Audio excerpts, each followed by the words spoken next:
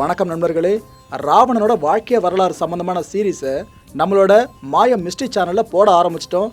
அந்த சேனலோட லிங்கை கீழே கமெண்ட் செக்ஷனில் ஃபர்ஸ்ட் கமெண்ட்டாக போட்டு பின் பண்ணியிருக்கேன். அதை மறக்காமல் கிளிக் பண்ணி அந்த சேனலை சப்ஸ்கிரைப் பண்ணி ராவணனோட தரிசனத்தை நீங்களும் பெற்றுடுங்க.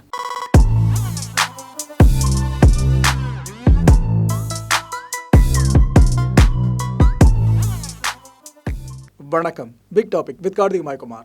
இந்த டிஜிட்டல் யுகத்தில் நீங்கள் எல்லாருமே தெரிஞ்சிக்க வேண்டிய முக்கியமான விஷயம் சிம் ஸ்வாப். உங்களோட ஃபோன் நம்பரை வச்சு உங்கள் அக்கௌண்ட்டில் இருக்க பணத்தை ஆட்டையை போடுறது. இதை பற்றி தான் அந்த ஷோவில் முழுக்க பேச போகிறேன். நிகழ்ச்சிக்குள்ள போகலாம்.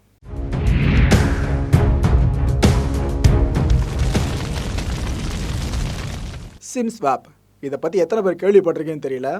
ஆக்சுவலாக அந்த சிம்மை மாற்றுற ஒரு கான்செப்ட் இருக்குல்ல, இது நம்ம ஜென்ரிக் டேர்மில் சிம் ஸ்வாப் அப்படின்னு சொல்லுவோம். ஆனால் இதுக்கு இன்னொரு அர்த்தமும் இருக்குது இந்த பேருக்கு. அதுதான் உங்களோட சிம்மை பயன்படுத்தி உங்கள் பேங்க் அக்கௌண்ட்டில் இருந்து உங்களோட பணத்தை திருடுறது. இதையே சிம் ஸ்வாப்புக்குள்ளே கொண்டு வரலாம். கொஞ்சம் யோசிச்சு பாருங்களேன். உங்களோட பேங்க் அக்கௌண்ட்டை நீங்கள் ஒரு குறிப்பிட்ட செல்ஃபோனோடு இணைச்சிருப்பீங்க. அந்த செல்ஃபோன் நம்பரை நீங்கள் டீஆக்டிவேட் பண்ணியிருக்க மாட்டீங்க. ஆனால் அந்த செல்ஃபோன் நம்பர் உங்களுக்கே தெரியாமல் டீஆக்டிவேட் ஆகிருக்கும். அது இன்னொரு நபருக்காக ஆக்டிவேட் ஆகிருக்கும். அப்படின்னா என்ன ஆகும்? உங்களோட பேங்க் சம்மந்தமான ஓடிபி நம்பரை அந்த குறிப்பிட்ட எண் கொண்டவர் ஈஸியாக எடுத்துக்கலாம். அதுக்கப்புறம் என்ன, உங்கள் வங்கி கணக்கில் இருக்க உங்கள் பணம் அதுக்கப்புறம் உங்கள் பணம் கிடையாது. அந்த நபர் ஒவ்வொரு வாட்டியாக ஓடிபியை ப்ரெஸ் பண்ணி தேவையான பணத்தை எடுத்துக்கிட்டே இருக்கலாம். இந்த மாதிரி விஷயம் நடக்குது பார்த்தீங்களா? உங்கள் சிம் கார்டை வச்சு உங்கள் பணத்தை ஆட்டையை போடுறது. இதை பேஸ் பண்ணதுக்கு பேர் தான் சிம் ஸ்வாப் அப்படின்னு சொல்லுவாங்க. இப்போ சமீபத்தில் என்ன இருக்குன்னு பார்த்தீங்கன்னா, நம்ம சென்னை ஆழ்வார்பேட்டையில் ஒரு மிகப்பெரிய கண் மருத்துவமனை ஒன்று இருக்குங்க. கண்டிப்பாக உங்களுக்கு தெரிஞ்சிருக்கும். இங்கே அது பெரிய பிராண்டாக பார்க்கப்பட்டு இருக்கிறது. அந்த கண் மருத்துவமனையோட நிர்வாக அதிகாரி மத்திய குற்றப்பிரிவு சைபர் கிரைம் போலீஸார்கிட்ட ஒரு புகாரை பதிவு பண்ணார். அதில் என்ன சொல்லியிருந்தாருன்னா, இது போல் எங்கள் மருத்துவமனை பேரில் ஒரு பேங்க் அக்கௌண்ட் இருக்குது. இதில் நாங்கள் சில செல்ஃபோன் நம்பரை இணைச்சிருந்தோம். அதுக்கப்புறம் நாங்கள் அந்த நம்பர்ஸ் எல்லாம் துண்டிச்சிட்டோம், அதோட சேவையை துண்டிச்சிட்டோம். ஆனால் அதுக்கு பிறகு அந்த குறிப்பிட்ட பேங்க் அக்கௌண்ட்டில் இருந்து 24 லட்சம் ரூபாய் இன்னும் வேறு சில பேங்க் அக்கௌண்ட்ஸ்க்கு மாற்றப்பட்டிருக்கு, திருடப்பட்டிருக்கு அப்படின்னு சொன்னாங்க. இந்த புகாரை ஏற்றுக்கிட்டு வழக்கு பதிவு பண்ண சைபர் கிரைம் போலீஸார் அவங்களோட விசாரணை ஆரம்பித்தாங்க. விசாரணை போயிட்டு இருக்கப்ப முதற்கட்ட தகவல் என்ன வெளியே வந்துச்சுன்னு பார்த்தீங்கன்னா, இந்த குறிப்பிட்ட கண் மருத்துவமனை நிர்வாக தரப்புலேருந்து 5 சிம் கார்டுகளை வாங்கியிருக்காங்க. இந்த நம்பர்ஸ் இந்த பேங்க் அக்கௌண்ட் இருக்குது பார்த்தீங்களா, அதில் இணைக்கப்பட்ட 5 சிம் கார்ட்ஸை வாங்கியிருக்காங்க. இந்த 5 சிம் கார்ட்ஸை ஒரு வேளை தொலைஞ்சிடுச்சு அப்படின்னா இமீடியட்டாக பயன்படுத்தணும் அப்படின்றதுக்காக 5 டம்மி சிம் கார்டையும் வாங்கியிருக்காங்க. எதுக்காகப்பா அந்த நிர்வாகம் இதை பண்ணியிருக்கு அப்படின்னு கேட்டிங்கன்னா, இந்த குறிப்பிட்ட அக்கௌண்ட் சொன்ன பார்த்தீங்கன்னா பேங்க் அக்கௌண்ட்டு, அதில் இந்த எம்ப்ளாயிஸ்க்கான சேலரி போடுற அமௌண்ட்டு ஃபுல்லாக வச்சுருப்பாங்களாம். இந்த அமௌண்ட்டில் தான் பயபுலிங்கான கை வச்சுருக்கானுங்க. வங்கி பரிவர்த்தனைக்காக மட்டும்தான் இந்த குறிப்பிட்ட அக்கௌண்ட்டை அந்த கண் மருத்துவமனை நிர்வாகம் பராமரிச்சுக்கிட்டு இருந்தாங்க. இப்போ போலீஸாருக்கு தெளிவாக ஒரு விஷயம் புலப்பட்டுருச்சு. ஓகே, இந்த கண் மருத்துவமனை நிர்வாகத்து மேலே எந்த தப்பும் கிடையாது, அவங்க கிளியராக தான் இருக்காங்க. 5 சிம்மை வச்சுருக்காங்க, 5 டம்மி சிம்மை வச்சுருக்காங்க. அதுக்கப்புறம் டீஆக்டிவேட் பண்ணப்பட்ட பிறகும் அந்த அக்கௌண்ட்லேருந்து பணம் எங்கேயோ மாறி இருக்கு அப்படின்னா இவங்க மேலே தப்பு இல்லை. அப்போ ஏதோ ஒரு கும்பல் தான் அந்த வேலையை பார்த்துருக்குன்னு சொல்லிட்டு அவங்க நிலைப்பாட்டுக்கு வராங்க. அந்த கும்பலை தேடி இவங்களோட விசாரணை பயணத்தை அப்படியே கொண்டு போகிறாங்க. அப்போ ஒரு விஷயத்தை கண்டுபிடிக்கிறாங்க. இந்த மருத்துவமனை பேரில் போலியான இந்த அடையாள அட்டைகள்னு சொல்லுவாங்க பார்த்தீங்களா, ஐடி கார்ட்ஸ்லாம், இது எல்லாம் தயாரிச்சிருக்கானுங்க. தயாரிச்சுட்டு அதை சப்மிட் பண்ணி இந்த இ சிம்னு சொல்லுவாங்க பார்த்தீங்களா, அதை வாங்கியிருக்கானுங்க. வாங்கப்பட்ட இந்த இ சிம்மை பேஸாக வச்சுக்கிட்டு இந்த கண் மருத்துவமனை நிர்வாகம் எந்த நம்பர்ஸ்லாம் டீஆக்டிவேட் பண்ணதா சொல்லியிருந்தாங்களோ அந்த நம்பர்ஸை இந்த பயபுள்ளிங்க இந்த இ சிம்மை பேஸ் பண்ணி எல்லாத்தையும் ஆக்டிவேட் பண்ணி வச்சுருக்கானுங்க. அதோட ட்விஸ்ட் என்ன தெரியுமா? சென்னையிலேருந்து ஆக்டிவேட் பண்ணல, உத்தரப்பிரதேச மாநிலத்தில் இருந்து இந்த சிம்மை ஆக்டிவேட் பண்ணியிருக்காங்க. அதுக்கப்புறமா இந்த ஓடிபி சொல்லுவோம் பாருங்க, அந்த ஒரு ப்ரொசீஜரை ஃபாலோ பண்ணி 24 லட்சம் ரூபாய் பணத்தை இந்த அக்கௌண்ட்லேருந்து எடுத்து மேற்கு வங்கத்தில் இருக்க பேங்க் அக்கௌண்ட்ஸ்க்கு இவங்க ஃபுல்லாக அப்படியே செக்ரிகேட் பண்ணி போட்டிருக்காங்க. அதுவும் இந்த செக்ரிகேட் பண்ணி டெபாசிட் பண்ணப்பட்டிருக்க அந்த வங்கி கணக்குகள் இருக்குல்ல, அது 1 2 கிடையாது, கிட்டத்தட்ட 16 பேங்க் அக்கௌண்ட்ஸ். இந்த 16 பேங்க் அக்கௌண்ட்ஸையும் போலீஸார் அவங்களோட கண்காணிப்பின் கீழே கொண்டு வராங்க. இந்த அக்கௌண்ட்டை யூஸ் பண்ணி யார் யாரெல்லாம் பணத்தை எடுக்கிறா, இந்த குறிப்பிட்ட கண்காணிப்பு வளையத்தை போலீஸார் விரிவுபடுத்திட்டே போகிறாங்க. அப்போ சொல்லி வச்ச மாதிரி என்ன ஆகுதுன்னு பார்த்தீங்கன்னா, கேல்கட்டாவில் ஒரு ஏடிஎம்மில் இருந்து 2 பேர் இந்த 16 பேங்க் அக்கௌண்ட்ஸில் ஏதோ ஒரு அக்கௌண்ட் சார்ந்து பணத்தை எடுத்திருக்காங்க. இந்த 2 பேர் பணத்தை எடுத்த சம்மந்தமான மெசேஜ் உள்ள ரிசீவ் ஆனதுமே போலீஸார் அந்த 2 பேர் யார், அந்த லொக்கேஷன் என்ன அப்படின்னு தேட ஆரம்பிச்சிருக்காங்க. அப்போ அந்த 2 பேரும் பணம் எடுக்கிறப்ப அங்கே பக்கத்தில் சிசிடிவி கேமரா ஒன்று இருந்திருக்கு. அதில் அவங்களோட அங்க அடையாளங்கள் தெளிவாக பதிவாகியிருக்கு. போலீஸுக்கு சிசிடிவி வச்சு துப்பு தொடங்கிடுச்சு.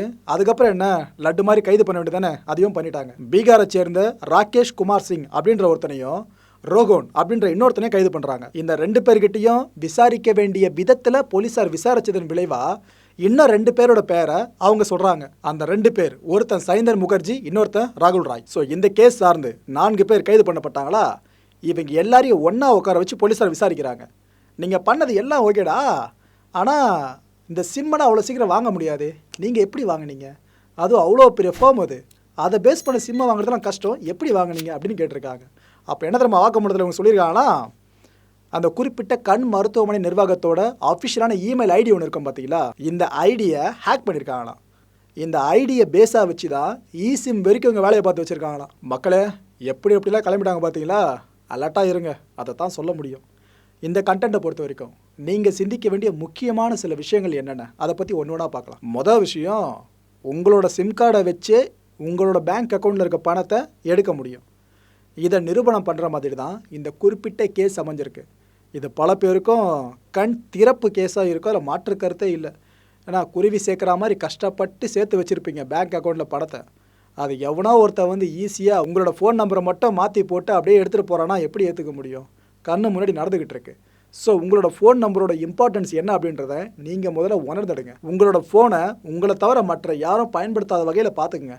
ஏன்னா திருடன் தூரமாக மட்டும் இல்லை, பக்கத்தில் கூட இருக்கலாம். ரெண்டாவது சிந்திக்க வேண்டிய விஷயம், உங்களோட குறிப்பிட்ட மொபைல் நம்பருக்கு கால்ஸோ எஸ்எம்எஸோ ஒரு சில நாட்களாகவே வரல அப்படின்னா நீங்கள் சந்தேகப்படுங்க. ஏன்னா எனக்கு தெரிஞ்சு கஸ்டமர் கேரில் இருந்தோ, இல்லைனா இந்த லோன் கேட்டு ஃபோன் பண்ணாங்க பாருங்கள், லோனு அந்த பக்கத்தில் இருந்தோ இதை சார்ந்து ஏதோ ஒரு மெசேஜோ ஃபோன் காலோ வந்துக்கிட்டு இருக்கோம்.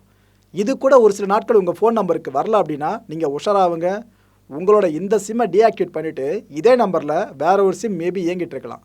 இப்படி டவுட் வந்துருச்சு அப்படின்னா உங்களோட ஆப்ரேட்டர் இருப்பார் பார்த்தீங்களா, நீங்கள் எந்த ஒரு நிறுவனத்தோட சிம் கார்டை யூஸ் பண்ணிட்டு இருக்கீங்களோ அதோட ஆப்ரேட்டர் அவங்களுக்கே ஃபோன் அடித்து நீங்கள் கேட்டுருங்க, அதுதான் நல்லது.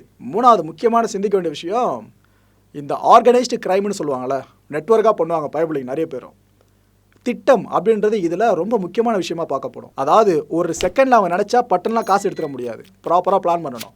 இதுக்காக என்ன பண்ணுவானுங்க, உங்களோட குறிப்பிட்ட செல்ஃபோன் நம்பரை எப்படியாவது அவங்க தெரிஞ்சுக்கிட்டு உங்களோட பேங்க் டீட்டெயில் முதற்கொண்டு தெரிஞ்சுக்கிட்டு உங்களோட இமெயில் ஐடி என்ன அது வரைக்கும் பேசி போட்டு அதை வாங்க பார்த்துருவாங்க.